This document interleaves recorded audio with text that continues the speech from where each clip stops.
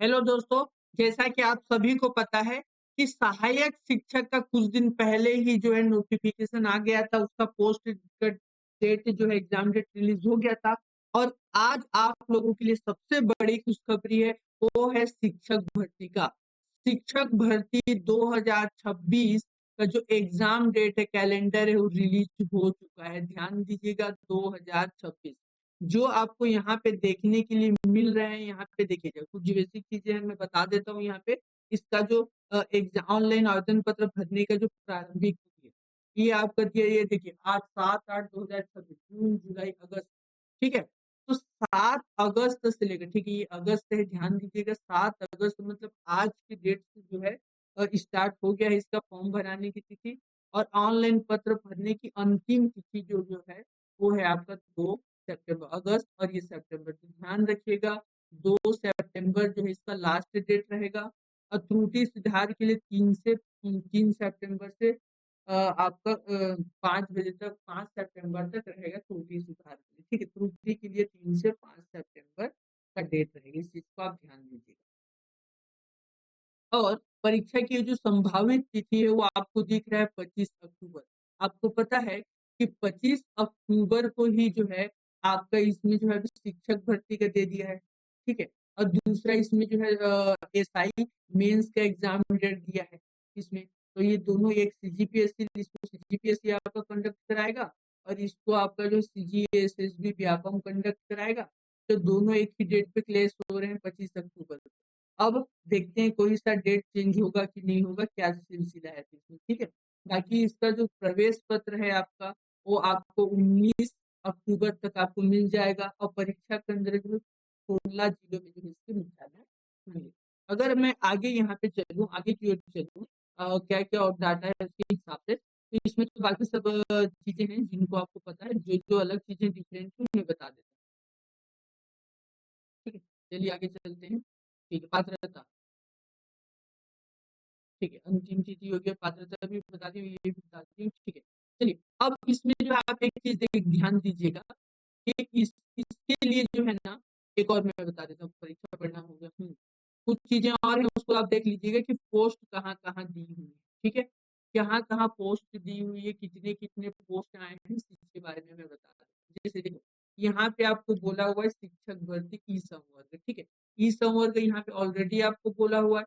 तो ई संवर्ग का जो मतलब होता है यहाँ पर, ई संवर्ग का मतलब क्या होता है कि ये ई संवर्ग का मतलब होता है एजुकेटेड एरिया की बात कर रहा है ये। एजुकेटेड एरिया की ओर बात कर रहा है जहाँ पे आपका वेतन मैट्रिक्स लेवल 8 दिया हुआ है। 8 में करीब जो है आपका 35,400 रुपए जो है आपका बेसिक पे होता है, इसके अराउंड होता है, ठीक है?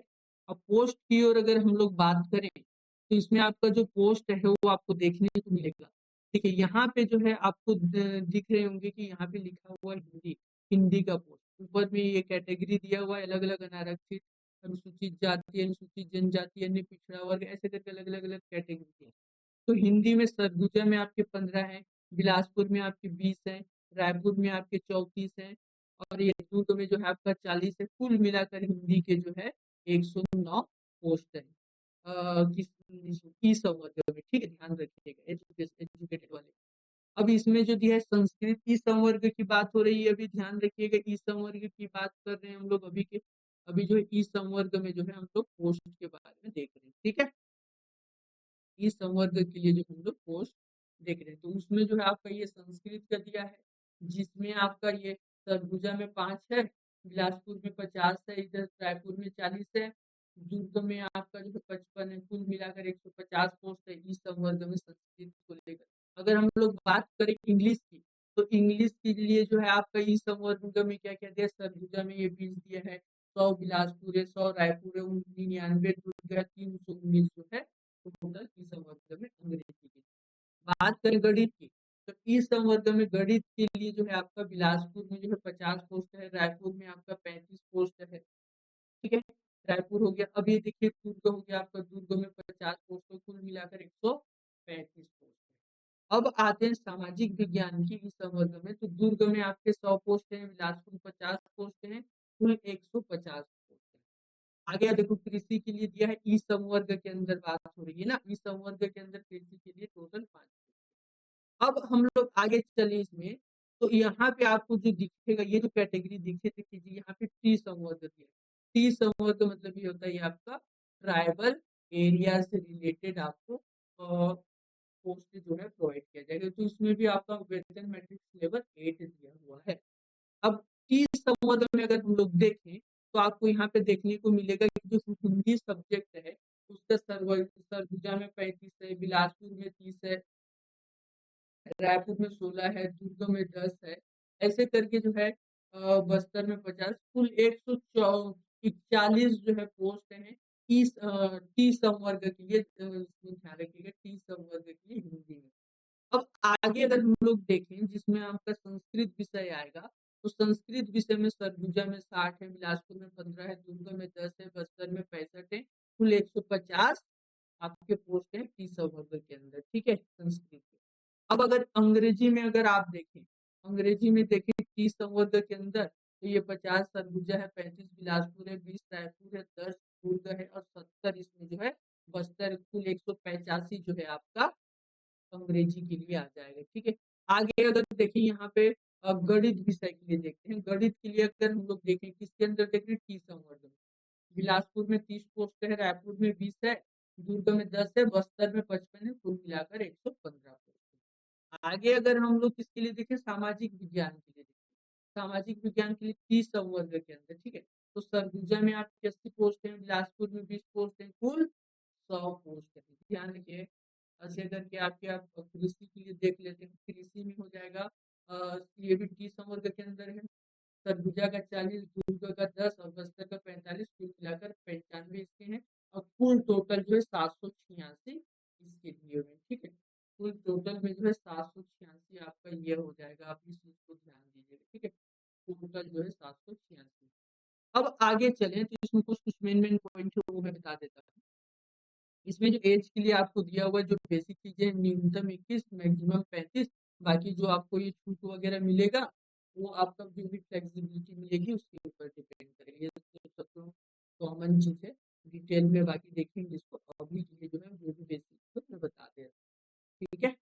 और क्या क्या दिया इसमें, आगे चलते हैं इसमें। ठीक है। हम्म, अब देखिएगा इसमें जो है, ये चीज आप ध्यान दे दीजिएगा कि न्यूनतम शैक्षणिक अर्हता जो है, इसको आप पढ़ लेंगे कि क्या क्या इसके अंदर बोला है। स्नातक, और यहाँ पे बोले देखिए, स्नातक बोला प्रारंभिक शिक्षा छात्र चाहे किसी में हो, द्विवर्ष डिप्लोमा बोला, फिर 50% समूह के साथ स्नातक और शिक्षा बी एड 1 वर्ष बोला, ठीक है। और साथ में इसमें बोला हुआ है आपको कि कम से कम जो है 45% स्नातक एवं शिक्षा भी एक वर्ष स्नातक, जो भी ये क्राइटेरिया है सबको पता है, ये सब सारी चीजें, तो ये सब चीजें हो जाएंगी आपको। अब इसमें जो विशेष समूह ये भी दिया था, ये भी आपको पहले से, जो राजपत्र आया था उसके थ्रू तो आपको पहले से ही पता है। बस कितनी सारी चीजें जो है इसमें दी हुई है, ठीक है। पदों के आरक्षण को लेकर नहीं, चयन सूची नहीं, परीक्षा निर्देश, ठीक है ठीक है ठीक है, बस ठीक है। अब इसमें ध्यान दीजिएगा, इसमें एक चीज और बताने वाली बात है कि यहाँ पर ये जो वो है, इसमें कहीं पर भी नहीं लिखा है कि, यहाँ पे कहीं पर नहीं लिखा है कि इंजीनियरिंग वालों को मान्य करना है कि नहीं करना है।